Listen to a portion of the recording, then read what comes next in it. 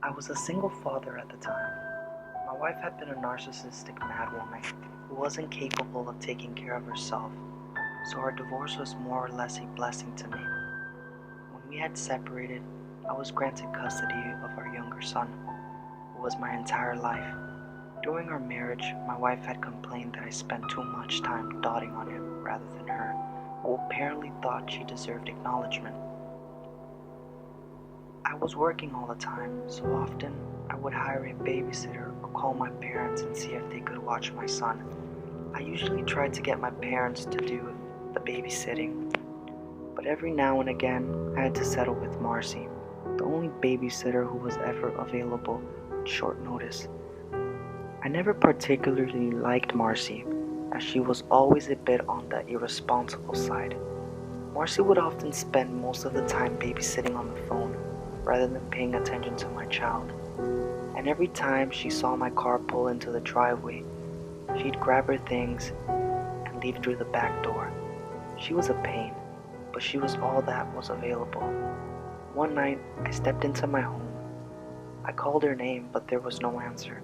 I assumed she must have left through the back door again, so I paid no attention to her lack of answer.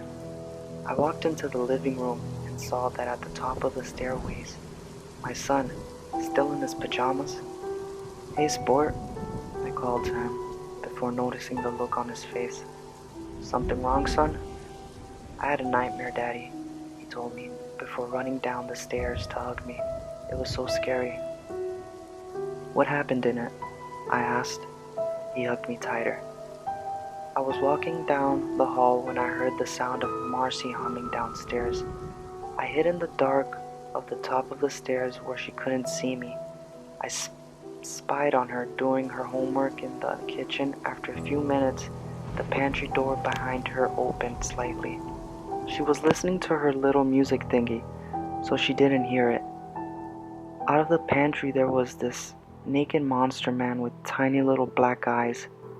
He shivered. "Go on, son." Well, the monster man watched her for a long time, and then he waved his hand at the closet in the living room. It opened. Another monster man came out of that door. She was focused on her homework and her music, and it was dark, so she didn't see him either. The two monster men watched her for a while before the second monster man waved at the window. The curtain was pushed away, and there was another monster man behind it. Marcy didn't see him either. So then, the third and second monster men waved at the basement door, and two monster men came out. I was so scared, Daddy, but I tried to be quiet, and none of them saw me. They all watched Marcy for a few minutes before the one right behind her started growling. She didn't hear it. It growled louder. She made a face and blinked. I was praying that she wouldn't turn around, Daddy, but she did. She screamed and screamed and cried and screamed, and all the naked monster men ran up and started attacking her. They ripped her into pieces and ate all of them. And when they were done, they licked up all the blood on the floor. Then they all nodded at each other, and they all went back to where they were before. In the pantry, in the closet, behind the curtain, in the basement. And I just sat at the top of the stairs. I was so scared, Daddy. I pulled the boy closer as he softly began to cry. I gave him a soft kiss on the cheek as I tried my best to comfort him. "Then what happened, son?" I went to leave and get the neighbors to help. I thought that if I ran fast enough to the door, they wouldn't catch me. I ran as fast as I could, but they all jumped out at me. Daddy, they were so scary, they grabbed me and were about to eat me when... "What happened, son?" he stuttered as he attempted to weep out the rest of the tale. "You can tell me anything, son. Go on. What happened?"